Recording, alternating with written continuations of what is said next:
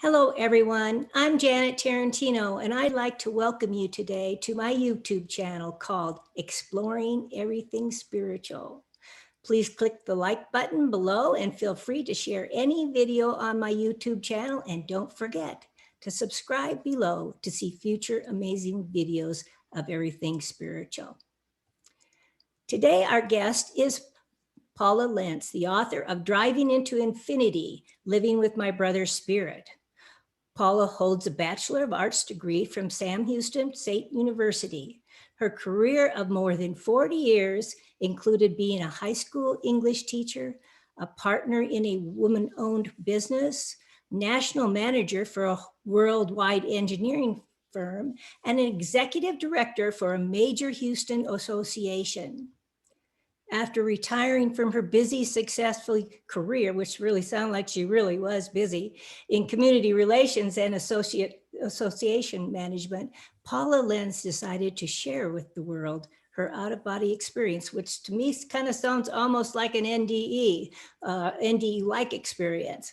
But her otherworldly experience was more like an NDE, like I said, and she went into the infinite realm with her deceased brother, Don, in October 1983, while she drove Don's pickup truck home after his death.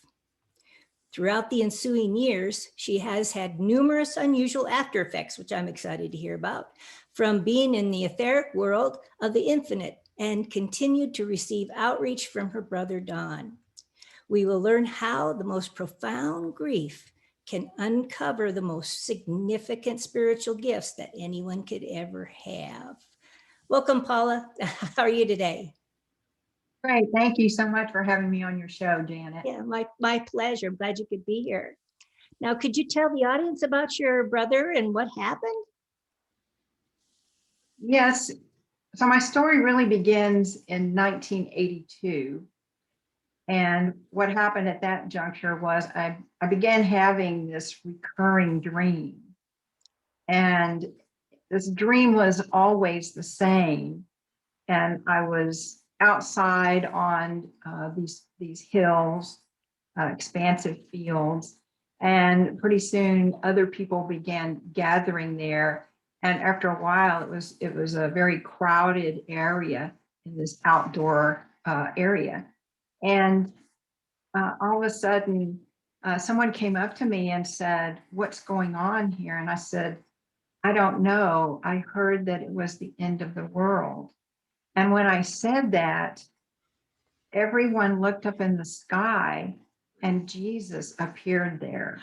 Ooh. And most people would think that this would be a beautiful event. But for me, when Jesus appeared in the sky, I just doubled over almost down to the ground in just the worst agony I'd ever experienced in my life.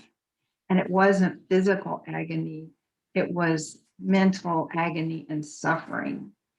And that's how the dream would end each and every time.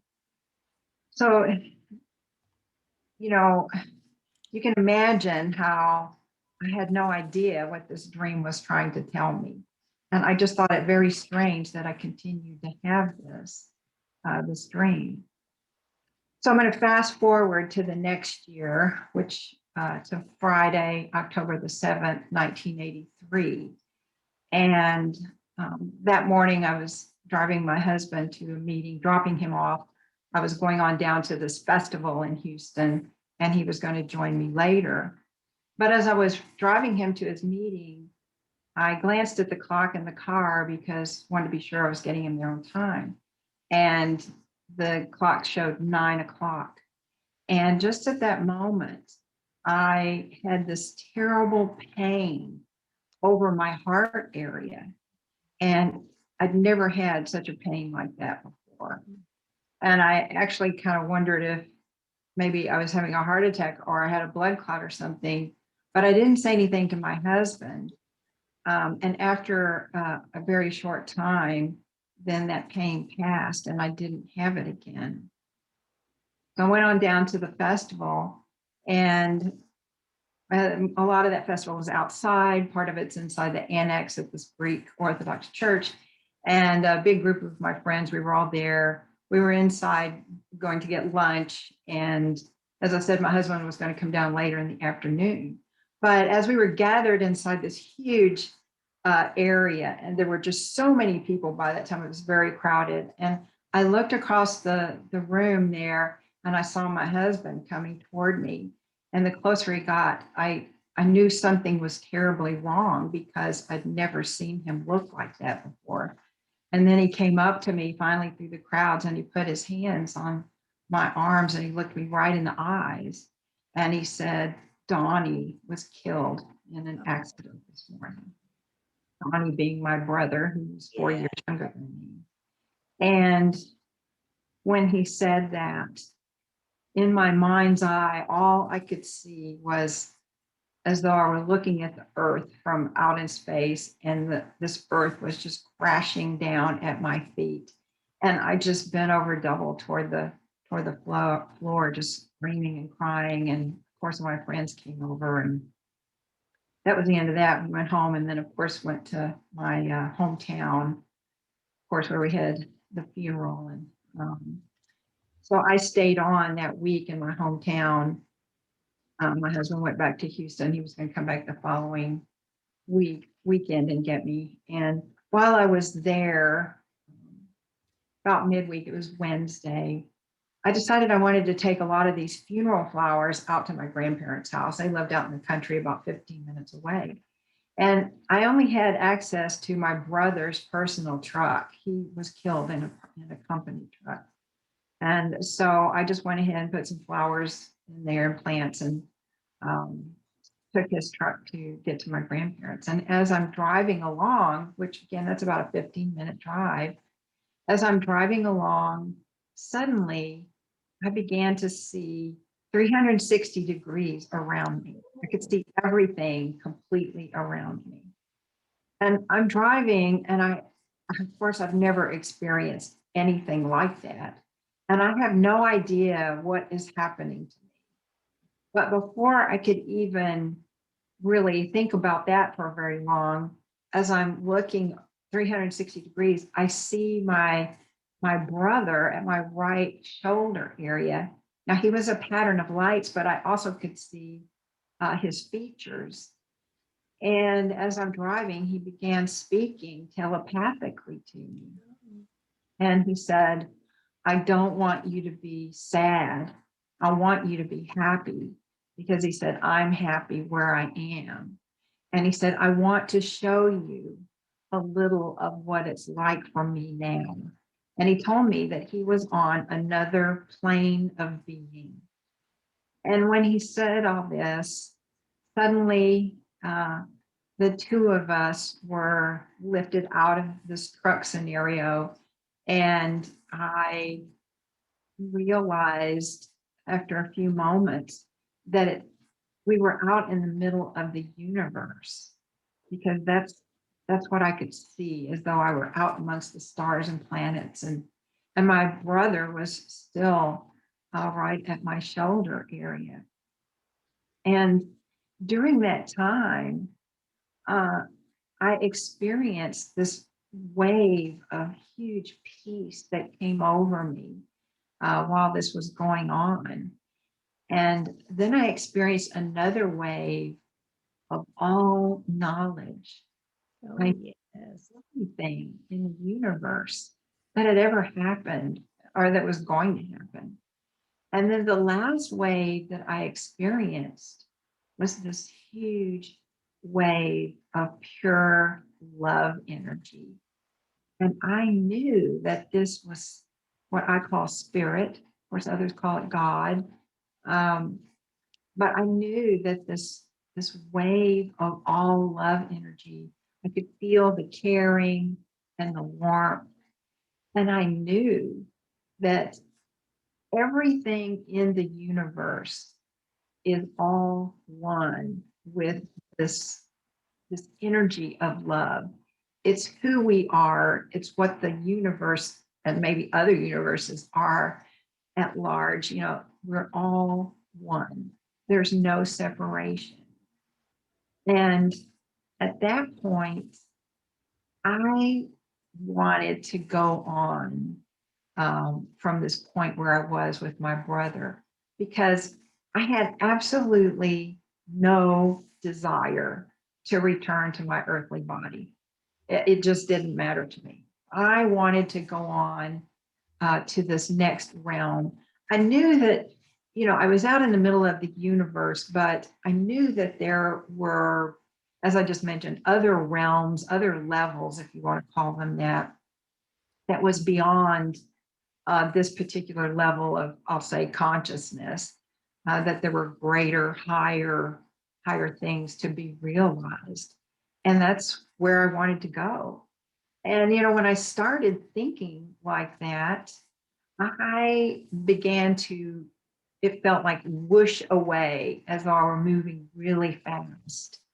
And my brother, who was, still with me through this whole experience, as we were moving, I will say, in consciousness, um, he told me very clearly, he said, "No, you can't go yet. It's not your time." And when he said that, it was as though he was able to exert his energy on me. And it was like he was pushing me back down. And I could see myself coming back into the truck, into my body. And it just sort of like I landed, felt like it landed, like I landed in my body. And there I was driving the truck, and I had made a turn onto this road that took me directly to my grandparents' house. And, to this day, I mean, I have no recollection of being in the truck driving, obviously, because I was having this experience. And when I landed back in my body, I just felt so warm and at peace.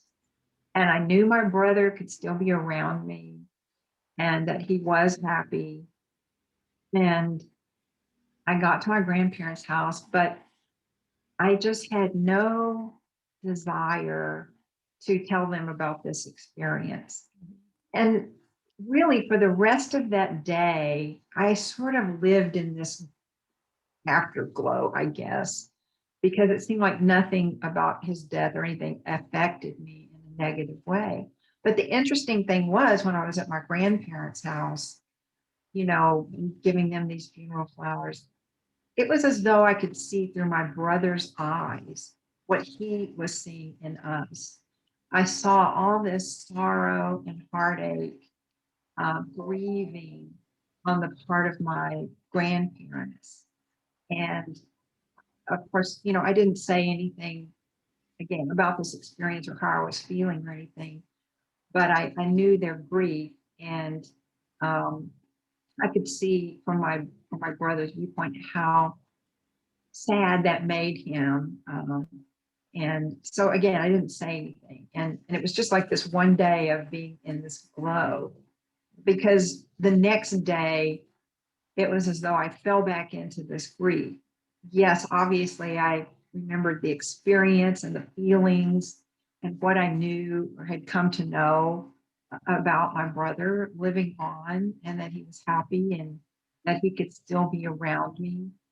Um, but, at that point, it was coming face to face with the fact that I had to remain here in this body and live this life. I was never going to be able to have those human, funny experiences and interactions with my brother here. That's what that great gap is what we all struggle with after we've lost someone. And, quite frankly, the reason I ended up writing my book ultimately about all these experiences I've had since 1983 was I just wanted to reach out to people who had experienced and traveled this same road that I had and my whole family had. I wanted them to see and understand what a deep, terrible place I was in from this grief. And yet, through all these years, all these experiences that I've had, with my brother reaching out to me, but even a lot of the after effects that I developed from this experience. I wanted to share that with people to really help people through this long grieving process that so many of us go through. And it means everything to me to continue to reach out in whatever way I can to help people, because for me it comes directly from the heart, and having been where they are after they've lost people they love. So, that being said, I'll mention here that as I talked about, I do have, still have always had since that experience, these after effects that have manifested themselves in different ways. And when I decided to write my book, I was reaching out to International Association for Near-Death Studies. I have read hundreds of books since my experience that dealt strictly with spirituality, and their message resonated with me. But I talked with Dr. Jan Holden. I was trying to get in touch with Dr. Kenneth Wayne about my experience in my book, and she is a researcher in the field of near-death experiences. And she asked me why I was trying to get in touch with Dr. Ring. She's a past president of INANS. And I told her, and she said, she offered on the spot. Now, she'd never met me before. I was in Colorado, she was in Texas. But just hearing all these things I was explaining to her, she offered on the spot to write for my book, the afterward chapter. And she explains in there, because she said, I had a very unusual type of experience, that it was, I had all these after effects and things like from as though I'd had a near death experience, but I didn't. And so she talks about that, the whole thing, how unusual my experience was and how it relates to the different types of experiences. But, some of the things that I related to her was, in terms of some of these appearances and things that would happen or had happened in my house. And, I saw in my house, in Sugar Land when I still lived there, I actually saw one time my brother in the living room, but he wasn't looking at me. He was looking in our stereo cabinet, and he was actually dressed like he was the summer he lived with us. He was working in Houston. He was still in at A&M. And so the other thing that would happen is I would come home from work, and a couple of days a week, every week for as long as my husband and I lived in that house, this one chair would be pulled out in the dining room. And that chair is the one he would sit in when he and my husband would play this crazy football game, electric football game at the table there.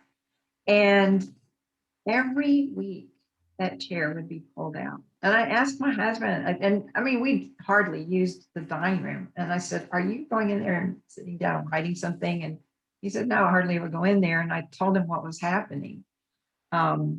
Another time, he and I were sitting in our TV room, and we had this really tall bookcase in there, and the very topmost shelf, and these were deep shelves. They were not, small. And so the top shelf had all these videos that we had done, either on vacation but when my brother lived with us that summer, my husband, and he would get in there and make these crazy videos. So we're sitting there watching TV, and from the topmost shelf, this video comes flying across the room and lands right at our feet. And we both just looked at each other like, what is going on here? But I honestly think that was a message to my husband from my brother versus to me. But I had so many other kinds of strange things like that happen. I came home one day from work, and I, was heading to the bedroom to change clothes after getting home, and start down the hallway. And I just stopped dead in my tracks because the door to our master bedroom there was a chair right in the center of the doorway area. I couldn't get in because this chair was in the way. And this chair was normally, we had a desk in the master bedroom, and that's where that chair usually was. And I actually thought someone was in the house. And I turned around, I went outside for a while. I left the front door wide open and just waited, but nothing happened. And I went back in, I finally moved the chair. And I just thought to myself, this is just another something from my brother. And another day I came home and in the hallway, there's a bookcase right at carpet level. And this book was on the opposite side of this bookcase in the hallway. You could tell it must have flown out and hit the opposite wall because that's where it was laying. And you could see the place on the very bottom shelf where this book had come out of. And when I picked up this one smallish kind of book, I looked at it. It was from an old encyclopedia set, and the volume that my husband happened to have a couple of volumes of. This particular volume was D, the volume D of this encyclopedia set. And my brother's name, of course, was Don. Don. Yes. So, I have just many kinds of examples of that happened. But, the other thing that happened to me, which is more like the kinds of effects that people who've had near-death experiences have is, if I'm walking down the street in the evening, street lights will go out as I approach them. And then when I walk on past, they come back on. And the same thing happens on roadways, freeways, if I'm driving at night. And that all has to do with some sort of electromagnetic after effect. Yes. And as the years have gone on, I've had quite a few intuitive nudges along the way about things like related to my career steps, and a lot of those are discussed in the book, the specifics about that. But there's too many of them to mention here. But now it's like I've gotten to the point where people who may start talking with me about someone who's crossed over, they've lost maybe recently, or even if it's been several years. And if they express or they're showing still, some signs of grief or whatever, sometimes their loved one who's crossed over, suddenly they will show up next to me. And the first time this happened, it was with this friend of mine who I knew her parents. So this person who appeared next to me, her mother, I knew it was her mother. And her mother had a message for this friend of mine, because this friend of mine was still grieving, and she was kind of blaming herself for not doing enough at the end and all this. And the mother told her, she said, stop crucifying yourself for these things, because it doesn't matter. You did everything you could. So I get these messages like that.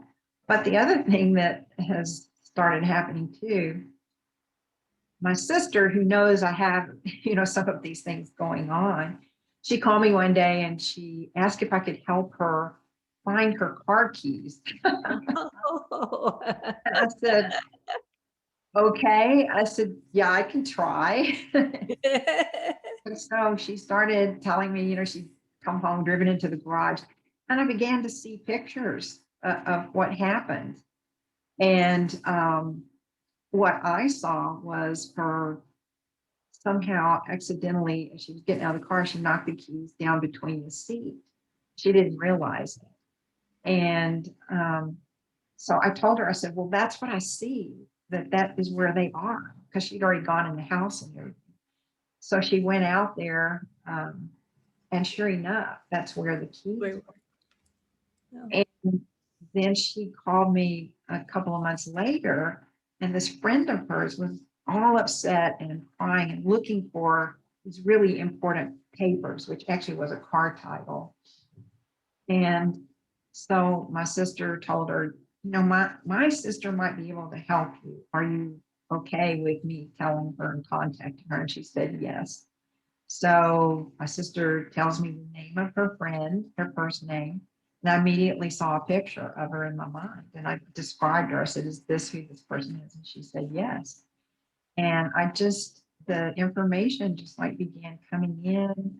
I saw in her house, and uh, you know, because she told my sister she looked everywhere. And so I saw this big stack of like folders and stuff, and that she had kind of dismissed that as like the words that came into my head said hodgepodge. And I saw a folder in that whole stack of stuff, and that it was there, the card type. So she called, my sister called her and talked to her about that. She goes, yeah, there is a stack like that. And so she went through it, and sure enough, she found the title there. And so, you know, I never know. It seems like what is going to cross my path in terms of information coming through. It just kind of varies. So, Comes when you need it, comes when somebody needs it. exactly, exactly. And, you know, I love doing that. I'm very open to that. And, you know, I know that it comes from spirit and from these gifts that I've been given, and they're opening as I go along. And so I'm grateful. I have gratitude for that. And, you know, I'm always sure to thank spirit about that, because helping people comes in many ways. That's another way of helping with grief, giving people, you know, comfort and peace. Mhm. Exactly. And, you know, for me, when these things happen and they're confirmed, and, you know, people are so happy, it's like, well, I'm fulfilling on an even larger um,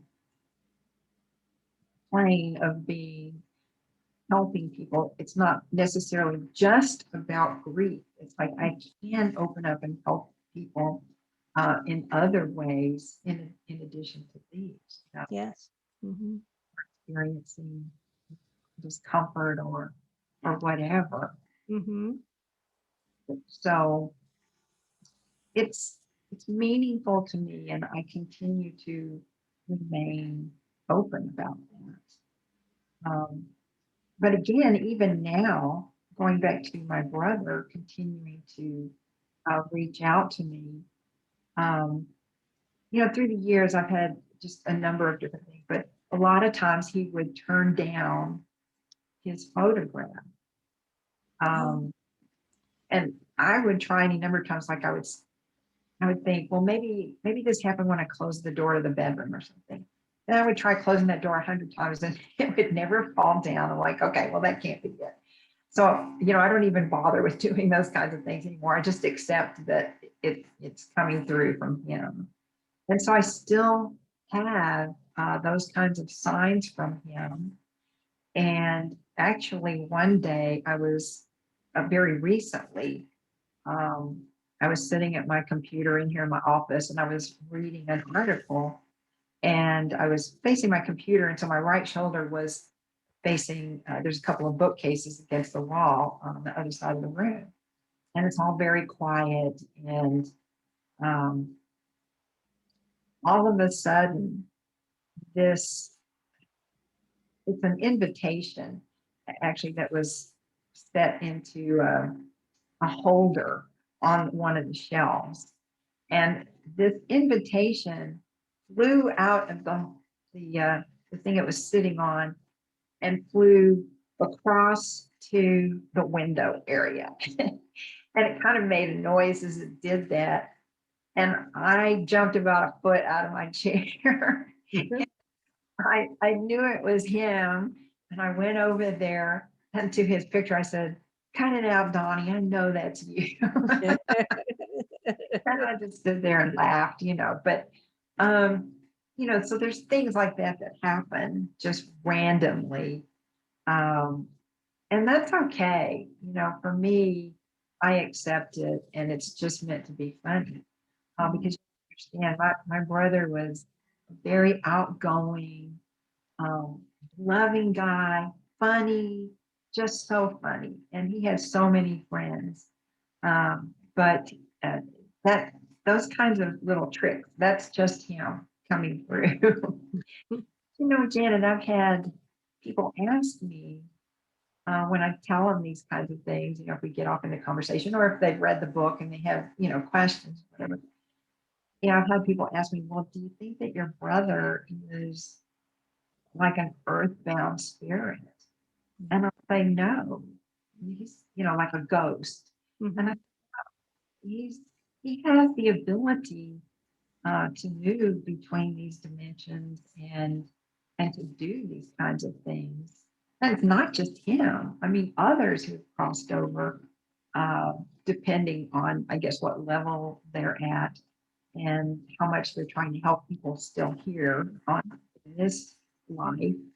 Um, they can do these kinds of things, moving through the energy, and and to me, that's another way that those on the other side can reach out to help those of us left here who struggle with their loss on physical earth plane with us. But again, there's just been so many kinds of things like that I related in the book in terms of at least letting people know that, not everything has to be so sad and dark about your loved ones being on the other side, especially if they use their energies here and there to reach out to you. And it doesn't have to be as physical as like what my brother does. I mean, there are lots and lots of things that people have related in books, how their loved ones have shown them a sign or reached out to them in some way through not necessarily physical things moving. And it's true that that can be done. And so I'm hopeful that all of these things that I related help people to understand that that energy can come through to help us here. At least just to say, you know what, I'm still here, I'm still alive, and I still think of you. Yeah. I read your book and I think it's absolutely fantastic. And when we see each other, you get to autograph it. Yes, I will. Thank you for having read it. Now you created a special technique that people could use. Can you tell us about that? Yes, thank you for asking about that. The technique I developed, it's called Meld into Spirit Technique, or MIST. And I mentioned it very briefly in like one sentence, I think, in my book. But that was because I developed all the specifics about it about a year or two after the book was out. But in putting all the details with it, I put it into a PowerPoint show that then it has been narrated in a video, and it's only about 45 minutes long. So within that video, two different times, I lead people through, it's like about a minute and 15-second visualization. And the whole point of MIST is this is meant to be something that's done with your eyes open, like if you're at your desk or you're out walking in a park or, something of that nature where you can, have a moment to concentrate. I wouldn't say try to do it while you're driving because it does still require some concentration, but it's not meant to be done as a meditation. I mean, meditations are good, but I developed this meld into spirit because I wanted myself to be able to find a way that I could reconnect through my heart center to this absolutely phenomenal energy that I had connected with when I was out of my body. this energy of love because it was so powerful and it's just everything. And I knew that through this energy of love, this is how we are able, by connecting with that kind of energy and the energy of love, that's how we improve our frequency and vibration. And that frequency and vibration improvement in our lives is how we are able to more fully realize our purpose in being here and accomplish things in a much easier fashion and that are more meaningful by connecting at the heart chakra level. And so this visualization is just basically about learning to let go of what you see physically in the world, that you begin to just in your mind's eye, as you're looking around, you begin to envision everything as though it's just all melding into one thing. By you can visualize that these are all becoming particles. Everything that you see around you is just becoming particles, and then pretty soon those particles grow closer and closer together until it just becomes like white light. And that energy is coming through your heart center. And, you know, as I said, I wanted to develop something that enabled me to recapture something of that wonderful, great feeling of complete oneness. Mhm. That, it's just that idea of oneness is very difficult here in an earthly body on earth to even understand what that means. And so I developed this to try and help people and myself, give myself another opportunity to develop that sense of oneness and that everything is one. And by doing that and it becoming more natural to a person, it helps with every aspect of their life, whether it's their job or their personal relationships or dealing with health issues or whatever. And so anyway, that is a free, um, as I said, video that I developed, and it's on my YouTube channel. If you just you can just do a search on YouTube, put in meld into spirit technique, and you'll see it come up listed first. Or people can go to my website, and I do have that on my blog. There's a tab there, the blog, and they can just click on that. And again, it's 45 minutes, and there's some little exercises in there. There's other things about trying to develop your more psychic and intuitive abilities, just some little fun exercises. And um, you know, there's a lot of upfront information about the different levels of consciousness, but I felt it was important that people understand to look at their own lives to perhaps understand what level of consciousness they may be in at the moment and how these things vary as you go up in the level. I just felt that was really important. But like I said, once you get beyond that and into the visualization and some of these other little exercises that are fun, I think, then, it becomes a lot easier. Yeah, So, that's your thanks for gift. asking. Yeah, that's your gift to the world, isn't it? Yes, Yeah. it is, because um, I don't want to charge for it. It's, as you say, I wanted it to be a gift, not only help myself, but other people. Uh-huh. And I love having that, that I've done that, because it makes me feel like it does offer some glimpse into being able to become that oneness, even if it's just for a second or two. Hopefully it grows into, a longer time, but anything that you do along that line is helpful to your life here on earth. Oh, yeah. I find it very interesting that I had a few questions for you. And as you talked, you answered every one of them. It's kind of like you knew they were on my list. Sometimes that does happen. It comes through naturally.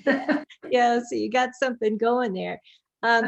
You must have been very connected with your brother, kind of heart to heart with the, the chest pains when he passed. And he's a pretty dynamic person to be able to come back and move all these things like he did.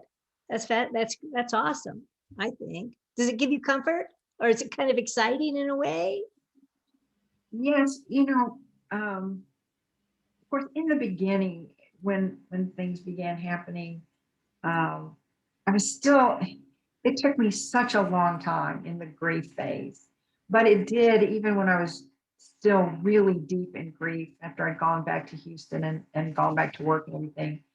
And when I began to understand and realize from the beginning almost that these things that were happening was coming from Donnie, then eventually I was able to more and more feel comforted by that.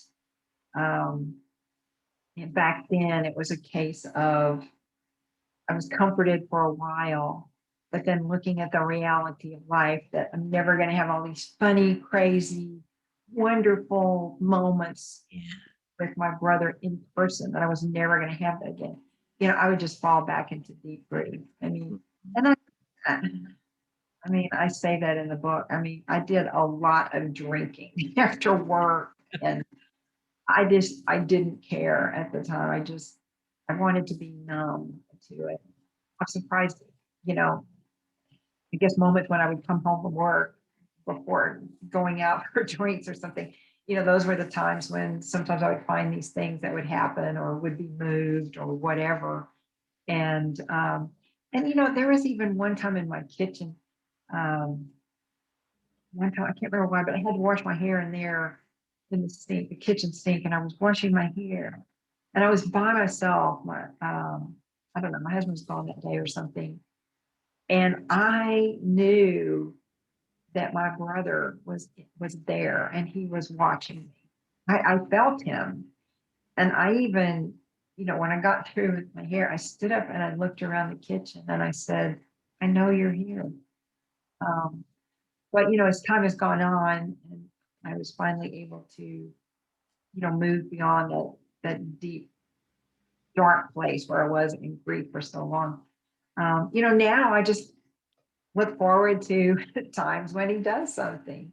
It's kind of like a game between us. And so, yeah, it's comforting to me. Yeah. Have you tried taking pictures in your house to see if you've caught any orbs? Because in my experiences, the lights I had in my first one, I had two spiritual beings that were above me in the clouds. And when they left, they turned into balls of light and flew behind me. And out the window, not even out the window, through the wall, because they go through anything. And they bobbed up and down in the side window because they were watching me. And then in my third near-death experience, Jesus came as a light orb and God came as a light orb.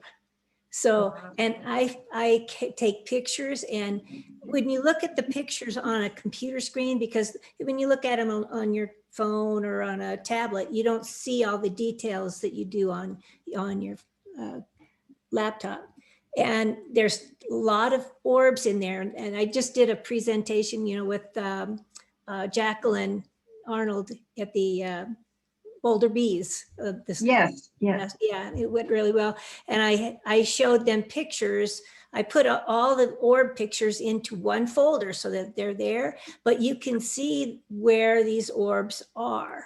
And, they normally are either above you or behind you, or to your side. They don't generally go in front of you, not generally, unless you're like eating at a table. My daughter had a big orb in front of her, but she was probably watching her, because I'm sure these are their guides, their angel guides that are watching them.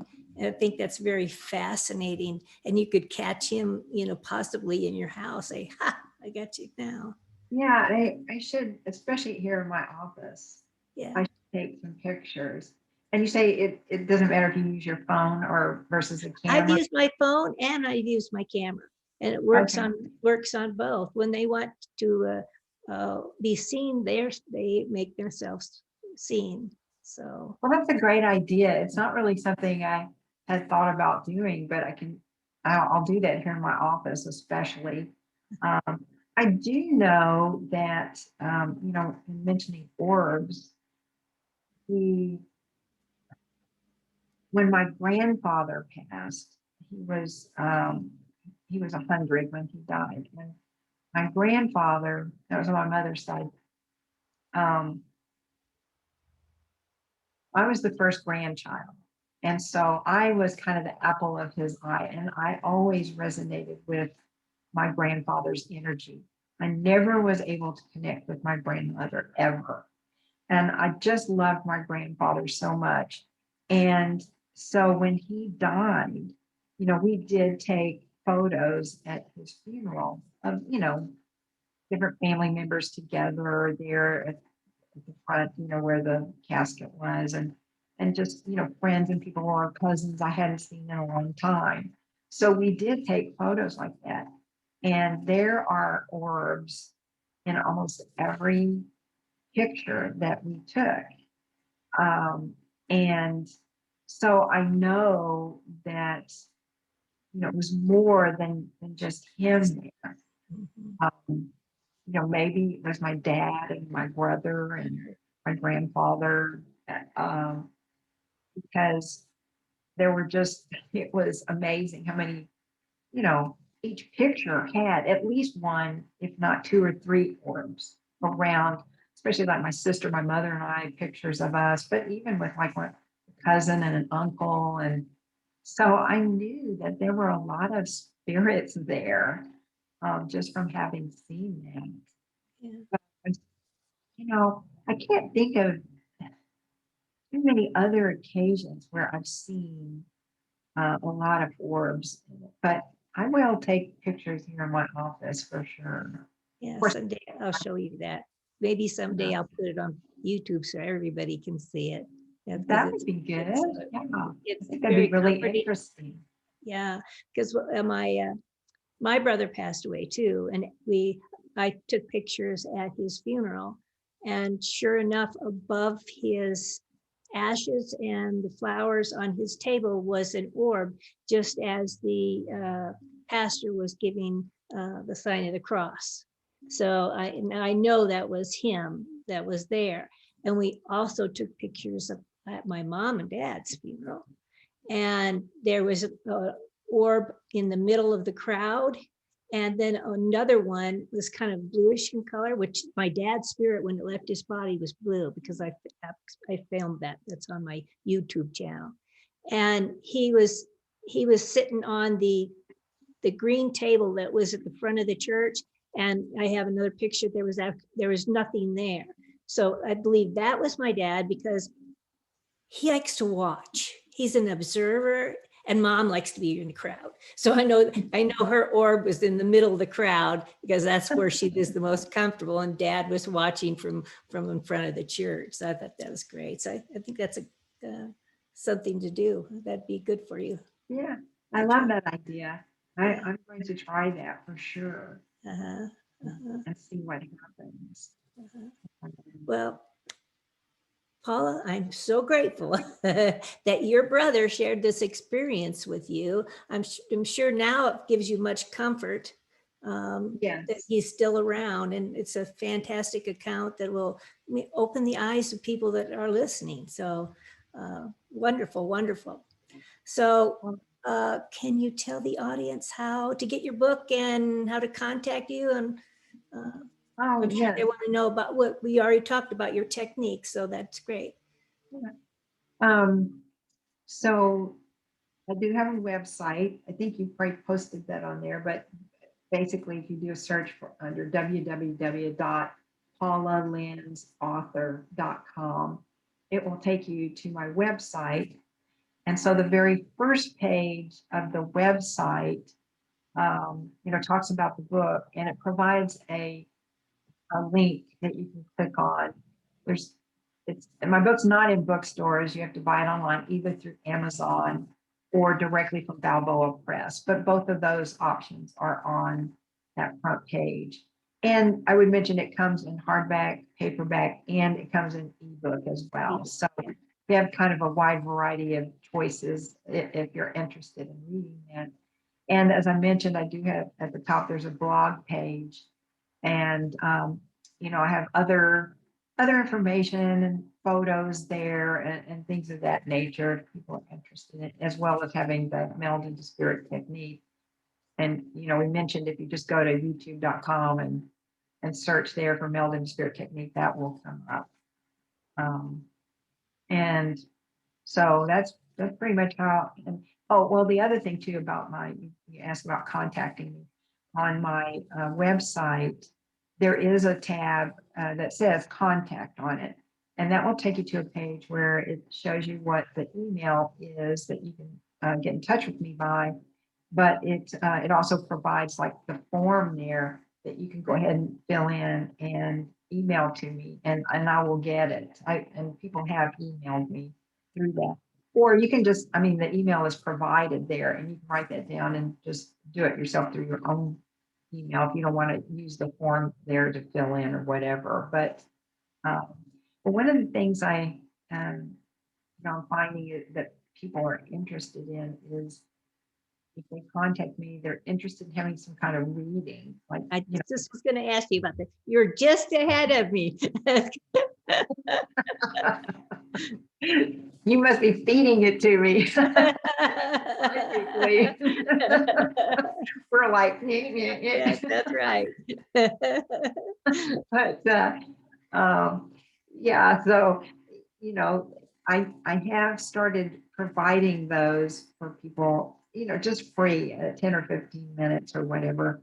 And it seems to come through, seems to help people. Yeah, it'll help you too. If they call, the more practice you get and the more confident, the more accurate everything is. But you've been darn accurate here, knowing what I'm going to say next. It happens. Yes. Well, you have that energy too, so you're probably feeding it. Yes, that's true. So I'll put all of Paula's information below in the description area of the video, so you can refer that to that as well. I have all of her links and where to purchase her book. And I'll also put my book down there too for your convenience. And thank you for being here today, and hope you've subscribed to get the next video I'm scheduling. And I hope you're surrounded by angels and have a loving, light-filled day. See you all next time. Bye. Thank you.